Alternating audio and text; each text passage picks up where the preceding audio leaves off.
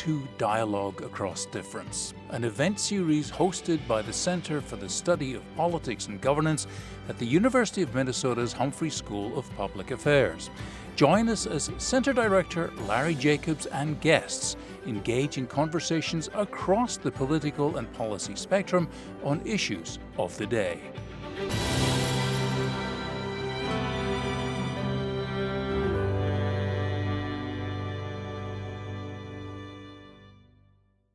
Well, as folks start to join us, I want to welcome you. My name is Larry Jacobs. I direct the Center for the Study of Politics and Governance at the University of Minnesota's Humphrey School of Public Affairs. Before we begin, I want to just give you strong encouragement to participate. You'll see at the bottom of the screen, there's a Q&A button. That's your opportunity to jump in. We're going to get to as many questions as possible, as you'll see. Also, I want to let you know right next to that Q&A button, there's a transcript button, which will give you a closed transcript of today's conversation, and feel free to use that. Personnel is policy. Washington insiders decode appointments in the Trump administration Republican Congress. This is a roadmap for what will now be playing out in Washington, D.C. Delighted to be joined by Trent Lefkowitz is a senior vice president in the Mercury firm's Washington, D.C. office. He closely monitors congressional activity and is a real expert on what is happening in real time. We're also joined by my good friend and partner here at the Humphrey School, Vin Weber, who's also a partner at Mercury in Washington, D.C. Vin served in Congress from 1981 to 1993. He's also one of the most prominent and successful strategists in the Republican Party, and is a favored bipartisan friend in the Democratic Party, working with many Democrats, often on important foreign policy projects and others. So without further ado, I want to thank Trent and Vin for joining us. Thank you. Larry, I'll start out. Thanks very much. It's always a pleasure to be with you, and it's always a pleasure to be talking to a Humphrey School audience. I've been associated with the Humphrey now since 1994, really, when Walter Mondale asked me to do something for the school, and it's one of the great strengths of the state of Minnesota, and I'm glad that I can continue to participate. Anxious to get right into this discussion about the new administration, the transition, but I want to say I'm so happy that my Mercury colleague, Trent Lefkowitz, is going to be here to join us today. Trent and I have worked together for 5 years now, and even though he's a Democrat, he tolerates me fairly well, so I think it'll go well today. Anyway. Yeah. I just wanted to thank you as well, Larry. I've done a good amount of work with Vin in the past on the Humphrey Policy Fellows program in D.C., ensuring that they're meeting with interesting people and getting good meetings around D.C., so really appreciate the opportunity to speak with this group here today, share a little bit of insight about what we're seeing from DC, and answer some questions. And like Vin said, I think that we are a pretty good tag team on these sorts of issues, even though we come from different political parties. So really appreciate the opportunity to speak. Right. So let's start off by looking at what actually happened in the election and different points of view about it. I guess the bottom line is Republicans like to talk about the fact that they won the trifecta, which I think it's such a parallel to what the Democrats had in Minnesota after the 2022 elections, where we had Governor Walz and Democrats in control of both houses of the legislature. Now the Republicans in Washington have the presidency and both houses of the Congress. But in my view, the Republicans are a little bit overstating the magnitude of their victory. The Trump people, I understand this, are like to claim that it was a landslide victory. It was not really. The only way you can look at it as a landslide was in the electoral college vote for Trump, where he did carry all the swing states and won a big majority. But he won just a narrow plurality, really, of the popular vote, just under 50%, but I think like a 1.5% margin. And that's it's better than losing, but it's not exactly a mandate, and they're trying to claim it was a mandate. But the Republicans did carry 53 seats in the United States Senate. That's good. It's not the 60 seats you need to pass most legislation in the Senate, but it's a majority. It gives you confirmation power and all sorts of other things. The House of Representatives is very, very interesting because there's only a 2-seat majority for the Republicans. Interestingly, if Republicans want to claim some kind of a mandate, the popular vote for the House of Representatives is actually a stronger indicator than the popular vote for president. The Republicans won the popular vote for the House of Representatives by about 2.5 points. That may not seem like a huge number, but it's bigger than the margin that they got in the popular vote for the presidents. So the Republicans can claim to have won. I think that they overstate the degree to which it was a landslide, but they certainly have won. And one of the things that I'm seeing from them is almost an unprecedented degree of unity behind a new president. So that they may have some substantial ability to enact their agenda. Trent, why don't you respond to that, and then we'll get on a little bit more to Minnesota and the Congress itself. Yeah, so I would agree that Republican victories in the House and Senate are decisive, but not necessarily overwhelming. I think obviously in the Senate, there were several races that were very close, where if we had seen a true quote unquote red wave year, Republicans could have won seats in Nevada, Wisconsin, Michigan, and Arizona as well. That did not happen. Also, especially in the House, right now, the majority is only a 5-seat majority. So there are 220 Republicans and 215 Democrats entering the next Congress. So that means that the Republicans can really only stand 2 defections in the House on any specific piece of legislation. Obviously, it's very important that Republicans control both chambers because the Speaker of the House and the Senate Majority Leader will be able to guide what is brought to the floor. And then Republicans will obviously as well have control over relevant committees of interest, which we'll talk a little bit about later. But I do think the fact that the majorities are so small is significant, especially as Vin said in the Senate, the 60-vote majority for a filibuster is still needed. And I think that there was something very interesting that happened early on in terms of the Senate Majority Leader race. There were 3 people that were in the running for the race: John Thune from South Dakota, John Cornyn from Texas, and Rick Scott from Florida. Rick Scott was viewed as the most quote unquote pro-Trump of the 3 candidates. He likely would have changed factors in the institution in order to advance the Trump agenda. He was the 3rd place vote getter in the race, and it went to John Thune, who is somebody who will advance the president's agenda, but also has large respect for the institution of the Senate, has indicated that he will not try to overturn the filibuster at this point, and is somebody who, while trying to advance the president's agenda, might be more likely than a Rick Scott to push back in certain circumstances. So I think from a Democratic perspective, it's bad to say that Democrats are already looking to 2026. That shows just kind of the poor performance in 2024. But I think that people are thinking that if you can work with some moderate Republicans in both chambers, and if some of the positions that Trump has put forward on tariffs or other issues end up not being as popular as maybe they appeared in the campaign trail, that Democrats might not be as poorly positioned as they appear right now. So Vin, I don't know if there's anything else you wanted to add to that before we talk about the Minnesota context.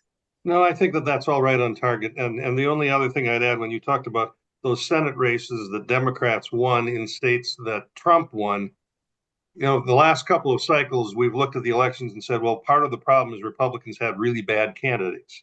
Dr. Oz in Pennsylvania 2 years ago was an example. That's not true this year in Michigan and Wisconsin, where Trump won and the Democrat Senate candidates won. Republicans had good candidates in those states, the best candidates they could recruit, and the Democrats still won. So it goes to the split nature of the electorate, I think, and why Republicans need to be a little bit humble about their victory. Let's move on just a little bit. I want to talk just about Minnesota for a few minutes, because Minnesotans should feel good about their impact in the Congress in the next Congress. Amy Klobuchar just moved up to the number 3 position in the Senate among Democrats. Interestingly, a lot of speculation that positions her to be the Senate Democrat leader at some point in the future. but right now she's number 3, and that's good. She's well liked in both parties. On the Republican and on the Democrat side also, Betty McCollum, Congresswoman from the 4th District, is the ranking Democrat, the senior Democrat on the House Appropriations Committee, and also very well liked in both parties, and that gives Minnesota substantial clout. On the Republican side, Tom Emmer was reelected the whip, the number 3 Republican in the House of Representatives. That's significant. He ran for Speaker 2 years ago or something like that, and he had a problem with Trump. That's been resolved. Trump, he's been down to Mar-a-Lago. He's been championing the Trump agenda, and so there's no light between Tom Emmer and the president. And that's good for him and good for Minnesota. Michelle Fischbach, who I'm particularly close to because she was my intern when I was in Congress, gives you an idea of how old I am. Anyway, Michelle is a member of the Policy and Steering Committee and has 2 very significant committee assignments, Ways and Means and Rules. I don't know that we have had a more significant combination of committee assignments for any member of Congress from Minnesota that I can recall. That's particularly powerful on the Rules Committee when you're in the majority, which Michelle is. And Pete Stauber from northeastern Minnesota is gaining in seniority and a real authority on transportation and infrastructure issues. So Minnesota is well positioned as we go into the next Congress. That doesn't really address any of the partisan issues that we're going to talk about, but it means Minnesota has a strong position. So can I jump in? Sure. And I want to shift to the national picture and get your reactions to this. I think there was, some, I don't know, shock at some of the nominations by Donald Trump for cabinet appointments. And the reaction by many is this is unprecedented and so forth. And so I want to get your reaction to that idea and maybe talk about some of the individuals. But also I want to ask about the more general pattern, which is that presidents since, I don't know, at least Ronald Reagan and before, have looked to cabinet appointments to people who have personal loyalty to them and share policy preferences. If you don't do that, then how are you going to establish, a chain of command or some level of influence down into the, the bureaucracy? So is Trump's appointments, in your view, let's start with you, Vin, so out of line, or is it kind of a variation on a theme? That's a good question. I have 2 answers to that question. First of all, I think you're right. I think that presidents should have people loyal to them to implement their policies. That's just part of democracy. If a president can get elected running on a certain set of promises and then can't keep any of them because of the people that are working for him, that's not good for democracy. So there's nothing wrong with having loyal people to you, and I think he's done that. But there's a second piece to that I think, as you mentioned, a lot of these are controversial. I was surprised by many of them. They're not controversial just because they're loyal to Trump, though. They're controversial because of the word that's become very dominant in the Washington, D.C. debate these days, and that is they are disruptors. And the Trump wants disruptors. He doesn't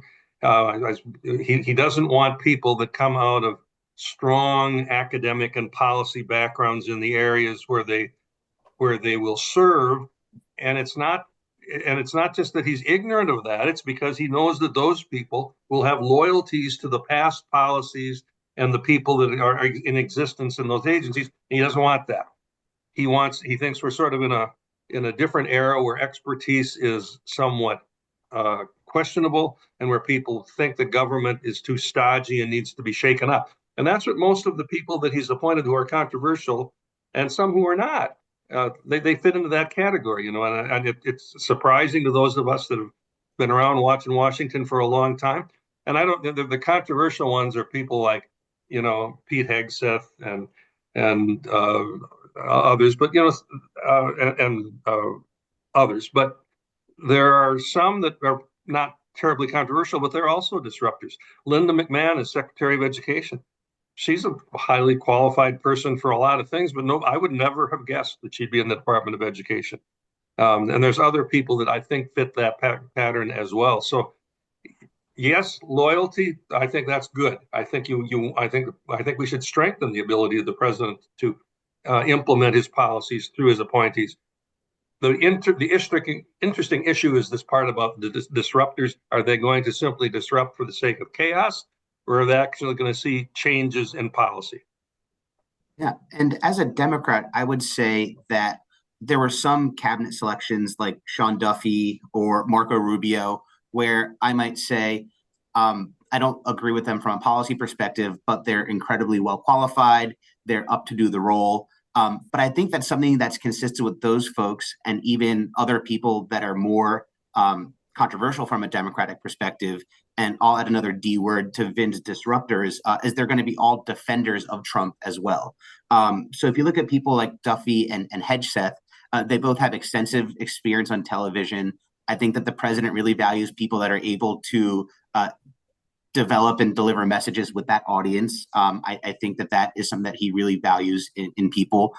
People like Tulsi Gabbard and RFK Jr. are former Democrats who, now that they have kind of jumped sides, are more likely to defend him and kind of move forward with his agenda. And even people that might be viewed differently from a Democratic perspective, like Brooke Rollins, who's going to be leading agriculture, and Marco Rubio, who's going to be leading the State Department. They're people that, even if they have their own policy preferences, at the end of the day, they will ultimately be defending Trump publicly. And I think that's something that's consistent with his nominations and appointments, regardless of what their individual policy preferences are. Great, thank you. And there's a, I don't know, I would call it a fiction that the president appoints a cabinet, and people have this idea of a cabinet equivalent to what you would see in a parliamentary democracy. And in a parliamentary democracy, the legislature appoints the executive, and then out of that, the prime minister is selected. And what that means is that the cabinet is literally collective governance. They're the ones with the power. In America, we have something called separation of powers, and you've got a legislative branch, you've got an executive branch, and in the executive branch, there's a unitary president.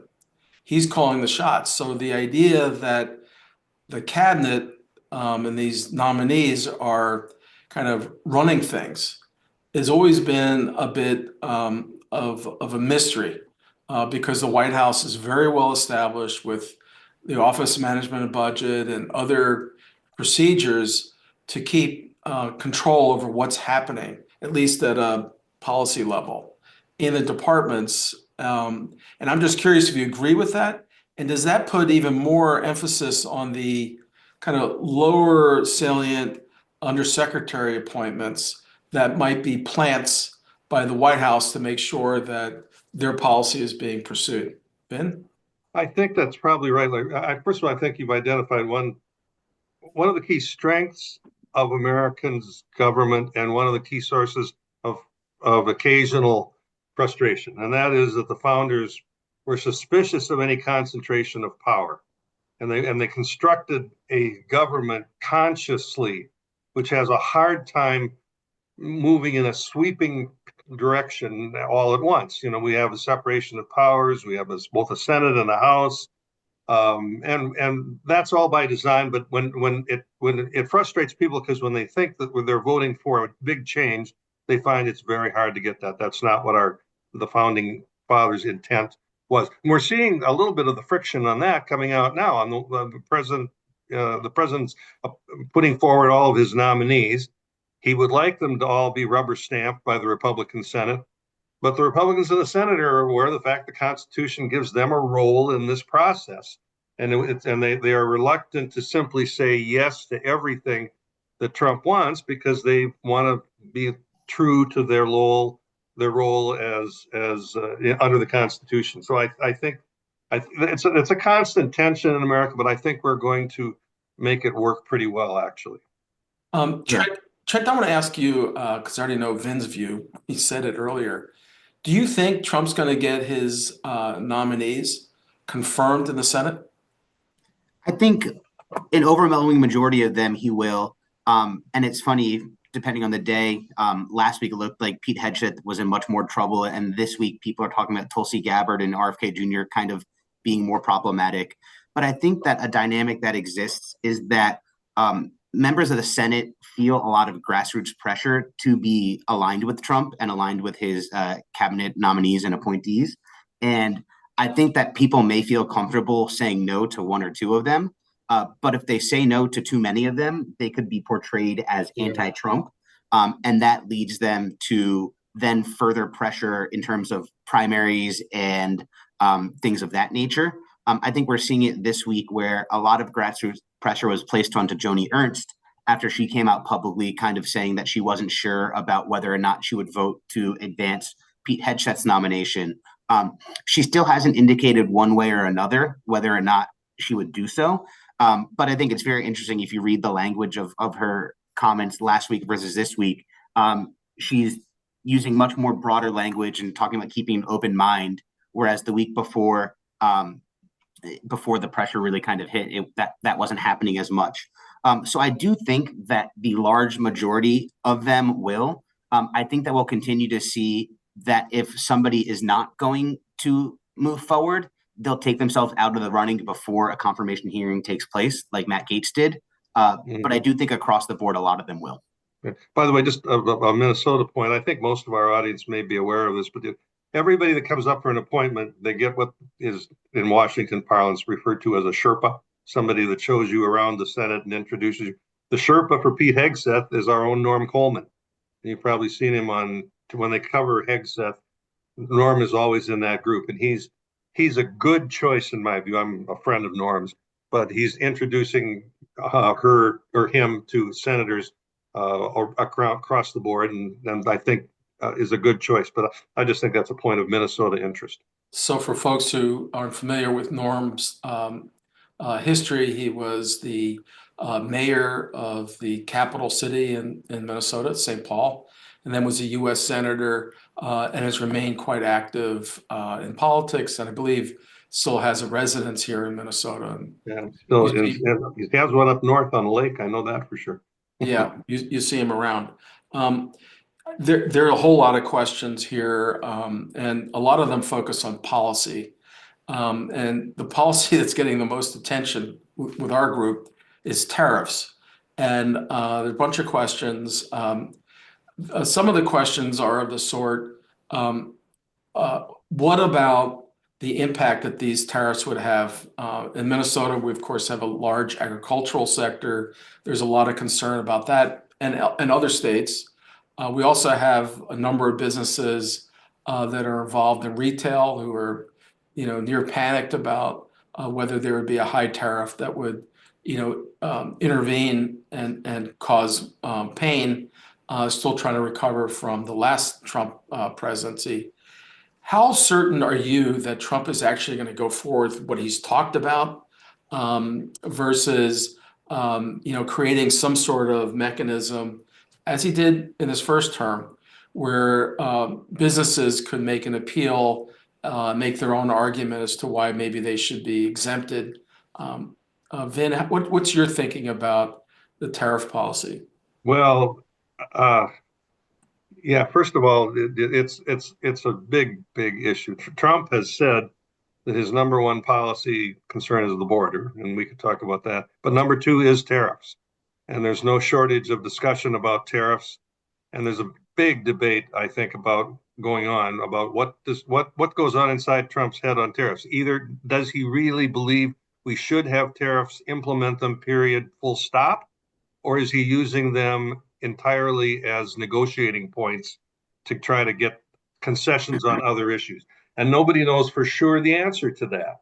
I think that I think that there's going to be flexibility on a lot of his tariff decisions. Now, I say that as somebody that represented an agricultural district in Minnesota, Larry, and as you pointed out, the notion that we would imply tariffs was just horrendous to me when I was in Congress, because the farmers would be the major victims of any substantial interruption of international trade for the United States.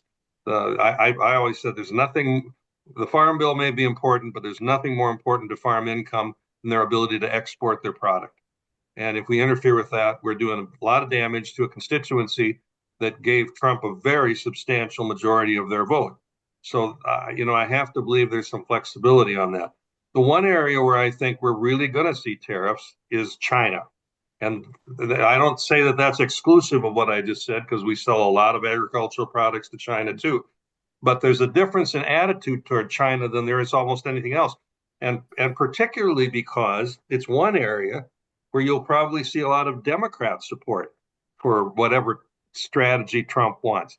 The attitudes toward China in this country, as you're well aware, have changed so dramatically in the last several years that it's likely that we will have substantial tariffs trying to impact Chinese behavior.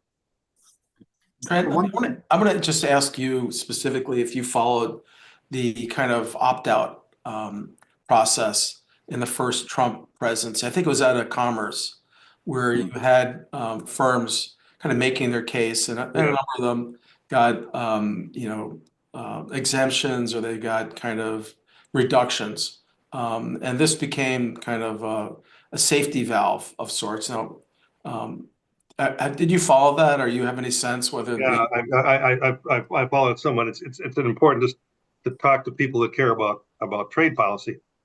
There's a tendency to think that the United States Trade Representative, because that's the name of that agency, is the main focus of trade policy in the United States.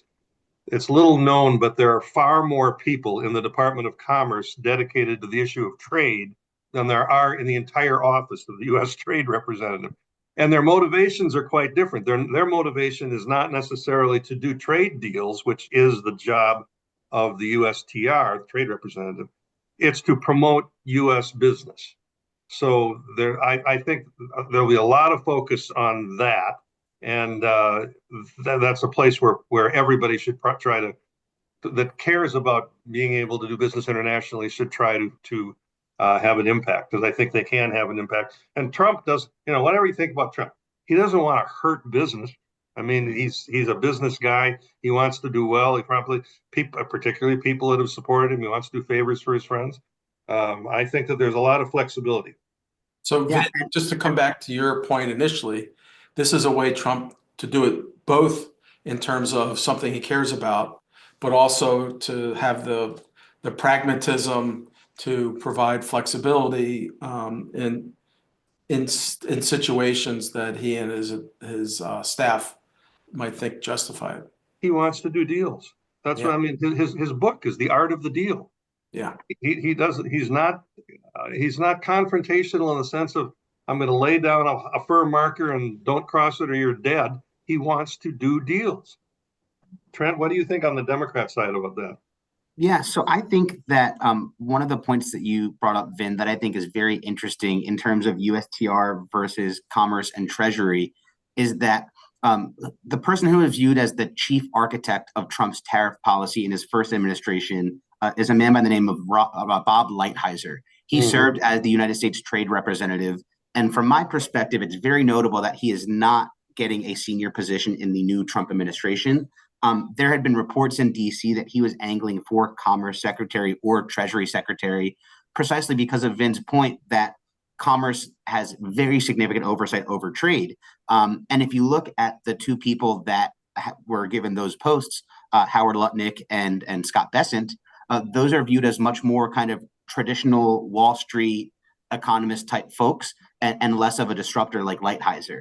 Lighthizer's former chief of staff, Jamison Greer, was named the United States Trade Representative this year. But something that I've seen is that that title itself might be demoted from the cabinet and report directly to the Commerce Department.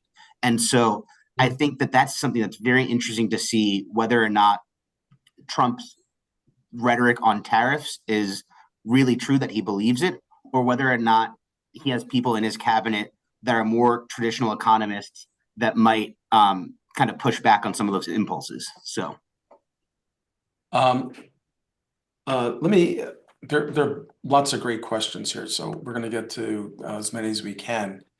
One of the questions is about the moral issues or personal issues associated with some of the cabinet nominees, heavy drinking, sexual assault, and so forth.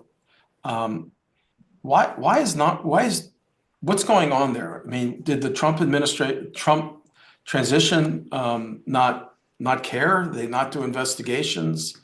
They cared about other things. Why weren't they disqualified? I mean, it's hard to imagine, for instance, one of the Bush presidents nominating some of these folks based on those issues. Why is it different?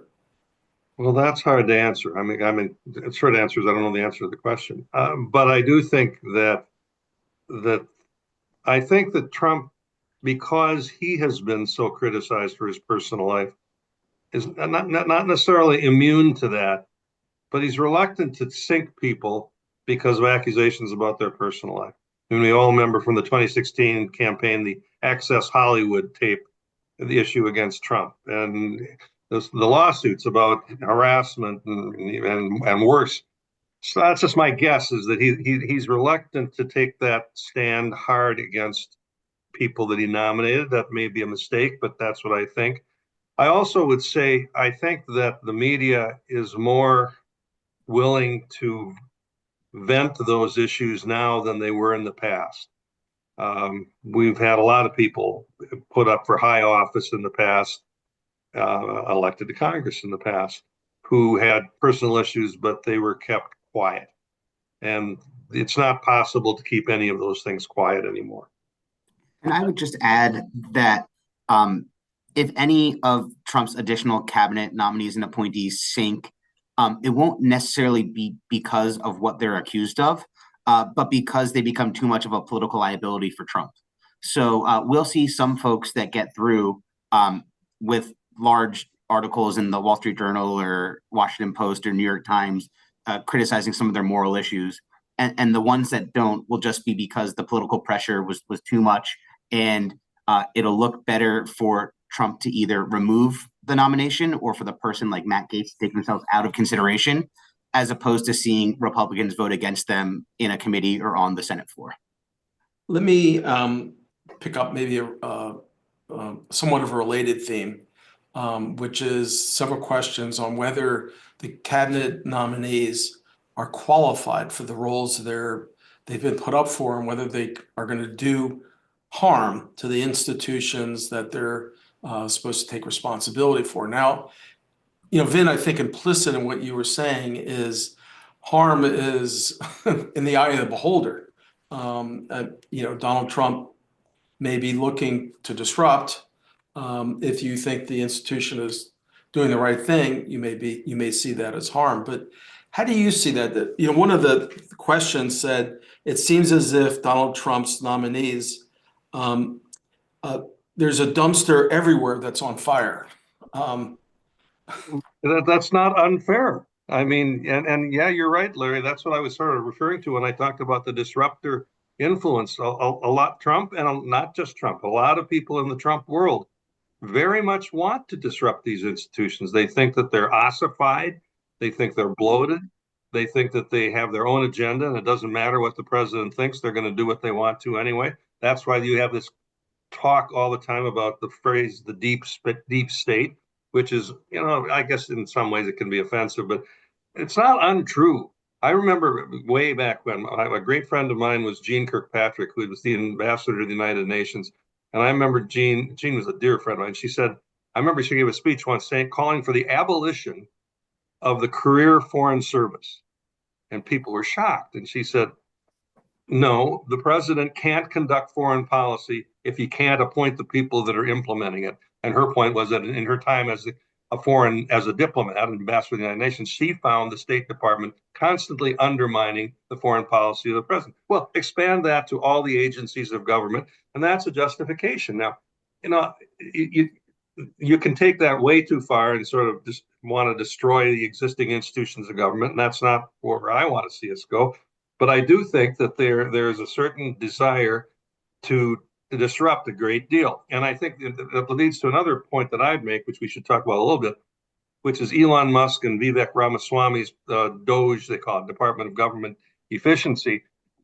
They are a disruptor influence. They're going to talk about scaling back and disarming a lot of these agencies.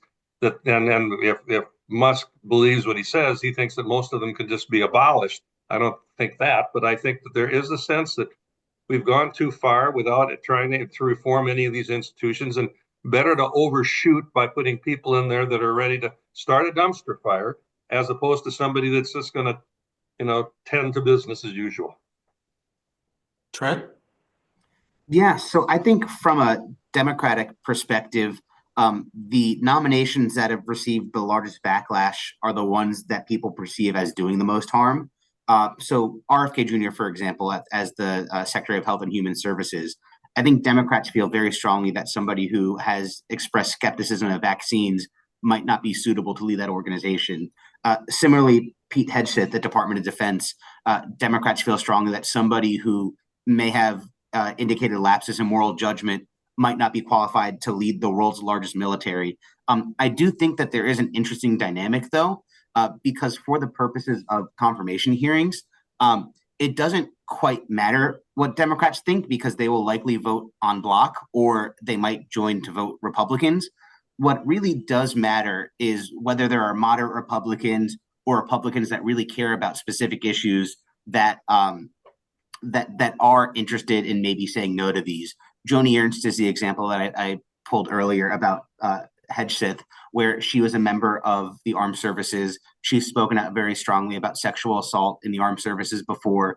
And I think Democrats are really relying on people like that in the Republican Party to be outspoken, and maybe might be more inclined to stay quiet and let those items work out kind of within the Republican Party. So,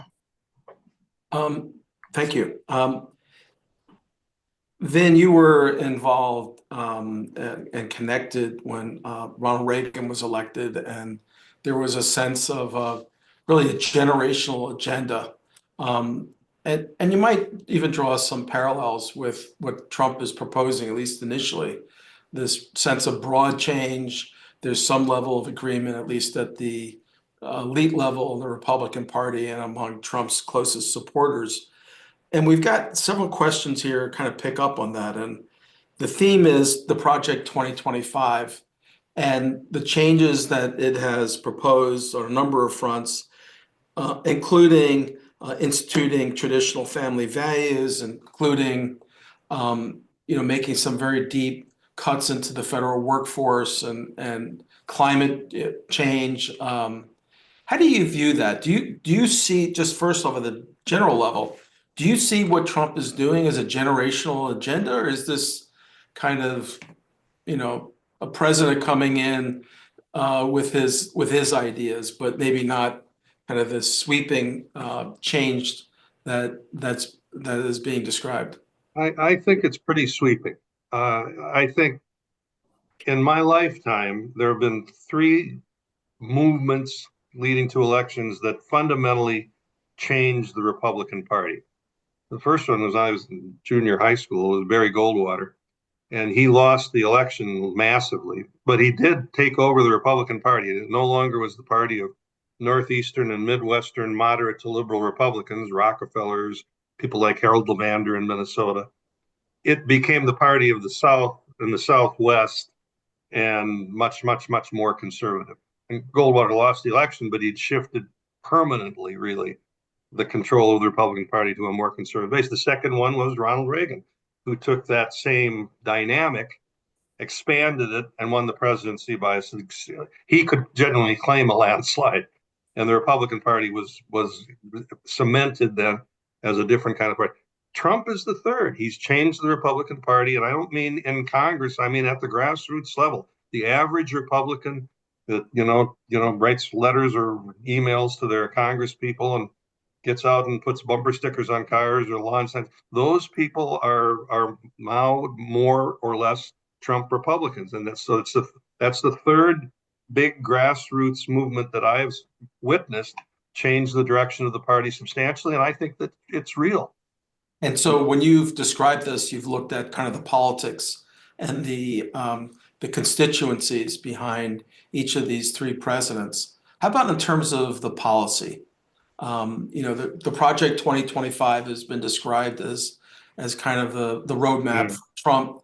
For Ronald Reagan, it was a kind of government is the problem. For Goldwater, there was that. I mean, it was really just a very bracing libertarian vision after the New Deal. And a hawkish foreign policy. Hawkish. How would you describe Trump? Is there, a kind of a policy or ideological project here to go along with the political change? There is a policy, but it's a little different than what we saw in that previous decades that I described in terms of Coldwater and Reagan. I mean, his emphasis on stopping foreign wars and getting out of foreign conflicts, on the one hand, it's hard to argue with that. Nobody likes war, nobody likes killing, but it's very much at odds with the way the Republican Party has been viewed for a long, long time. Republicans were always the hawkish party, the Democrats were the dovish party. And now all of a sudden we've got the Republican president saying that one of his top priorities is to end all these foreign wars. He's suspect for wanting to sell out Ukraine just to get a deal with the Russians. I don't know if I believe that or not, but that attitude toward foreign policy seems to be a change. Although there are qualifiers I'd put on that. And on economic policy, tariffs is a big change. I mean, we were the free trade party all those years. All of a sudden now, the question is, do we have a free trade party? The Democrats always have been a little difficult on that because of the influence of organized labor in their politics. But now the Republicans are, moving in a protectionist direction too. If indeed but we get back to the question we raised earlier, is Trump doing this because he really wants to be protectionist, or does he just want to get his negotiating position strengthened? But it's definitely a change in the way that the party thinks about things. Right. Trent, I want to ask you about, it's actually a question here, which is, how successful is Trump going to be? When he came in last time, there was, lots of ideas that he put out there and in kind of flamboyant ways, including he was going to build a wall all across the almost 2,000-mile border. The new wall came in, I think, at 55 feet or something. It was, he was setting an agenda and mobilizing people behind it. But the question here is this administration going to succeed, or as in the past, is it going to make strong statements and fall short? Yeah, so I think just touching on the end of the last question, then I'll answer this one. I'm somewhat skeptical that Project 2025 is going to be a comprehensive roadmap for Trump policy. And the main factor being is that he didn't write it. Certainly people that are affiliated with him were involved in the consultations and shaping it. But if you saw on the campaign trail, he did a lot of distancing from Project 2025, not just because Democrats were attacking it, but I also believe that he didn't want his name being used for something that he might not agree with 100%. I think something that we see with Trump is that he's more transactional than ideological. That's a point that goes back to Vin's earlier comment stating that he views himself as a deal maker. And I think that there are some core tenets on immigration and tariffs, energy, revitalizing U.S. manufacturing, where Trump has very strong opinions, and other issues where he's not as ideological or traditionally conservative. Interestingly, I think that at least on the tariff issue, if Trump is successful on tariffs, it may lead to failures in 2026. Because if Trump does place tariffs on Canada and Mexico, in addition to China, and it increases prices on everyday goods for Americans, there will be widespread public backlash to it. Because I think that a lot of the reason why many Americans voted for Trump this cycle is because they were being hit by inflation. The cost of household goods they felt was higher than it was early in the Biden administration, and they wanted somebody that could make those changes. And if Trump comes in and implements these policies and those issues not only don't get better, but they get worse, I think that we could be seeing something that has interesting implications for subsequent elections and how people in DC might be willing to stand up to Trump policy-wise. Vin, there's been quite a bit of discussion in general, but also during the campaign about the Democratic Party support for policies around the issues around diversity, equity, and inclusion, generally wrapped in the phrase of wokeness. Trump ran a kind of widely commented and seen ad about the they them with regards to Right. Kamala Harris. Do you think that's actually going to translate into policy? Is there going to be an effort to kind of zero out spending on these kind of woke policies in Department of Education and maybe the Pentagon and elsewhere? Uh, I do. But let's qualify a little bit. I've thought since 2016, when Trump first emerged and everybody was trying to analyze what was Trump's appeal, and most of the discussion at that time was the economically ignored Rust Belt is rallying behind Donald Trump. And I spent some time up in northern Minnesota, which is a classic area of the country that went from being largely Democratic to very strongly Trump, and talked to people up there all the time. And I didn't ever get much about economically being ignored. I got cultural stuff. They think that they're being looked down upon and told how to live by people that think that they're smarter than they are.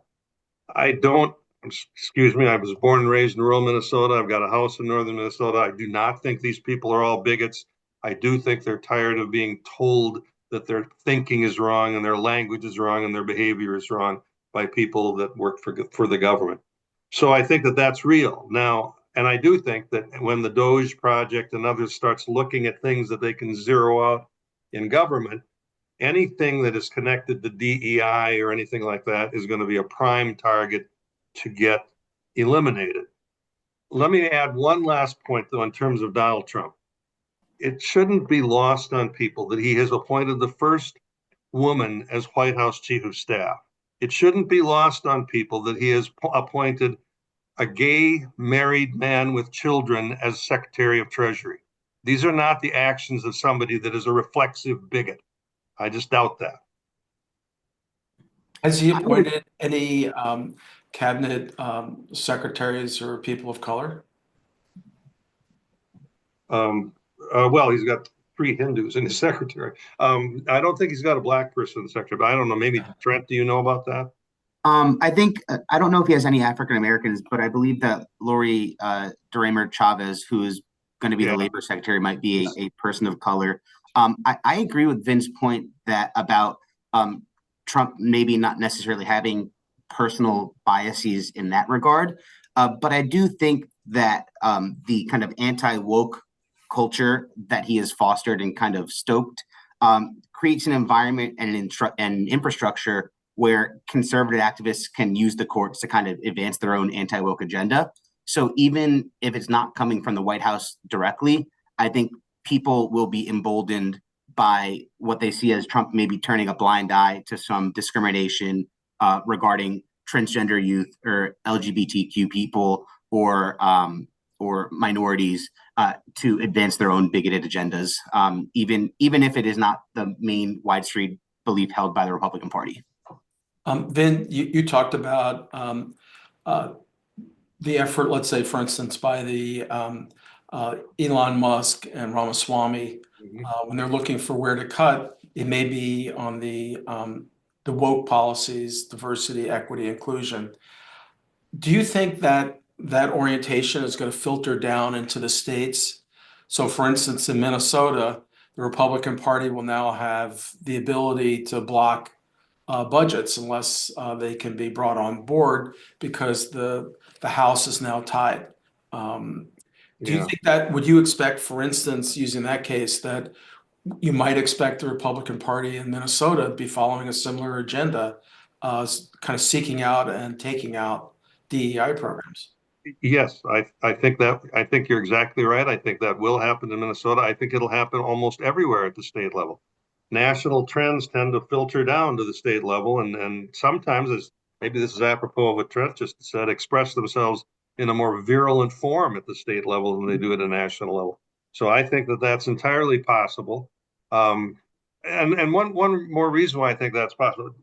I think that I've had some of my colleagues in Mercury, not Trent, but others, Democrats, say, "Oh, Doge is irrelevant because they're not a government agency." I take exactly the opposite point of view. They're not a government agency, which allows Elon Musk to put resources into it. And we know that when Elon Musk cares about something, look, He put $250 million of his own money in the Trump campaign. He didn't like what was happening with Twitter, so he bought the company. I mean, I have to believe that this project called Doge is not just going to sit on the shelf and collect dust. He's going to put resources behind it, and if that means attacking DEI-related programs, it'll filter down to all sorts of people. Trent, I'm hoping you can help me. I've got a bunch of questions here saying, hey, wait, I thought you guys were going to tell us about the chairs in Congress and the committee structure. Could you help us out there? What do you expect there to be a change in terms of who's the chairs of committees in the House and the Senate, and who are the ranking members, of importance? Are there going to be shifts that we need to know about? Yeah, so that's a great question. Obviously, in the House, because Republicans are maintaining control of the chamber, there won't be as many changes as there will be in the Senate, where the ranking members will become chairs. I think that right now we're in the middle of seeing some of these things play out. So, for example, Brett Guthrie, who's a member of Congress from Kentucky, was just named the Energy and Commerce Committee chair. The member of Congress from Washington State, who previously chaired that committee, Kathy McMorris Rogers, retired this year. I don't think that there will necessarily be a lot of differences in Republican policy on that side. But I think what happens is that people may have individual policy preferences or areas where they specifically care more about things that come to light when they become a committee chair.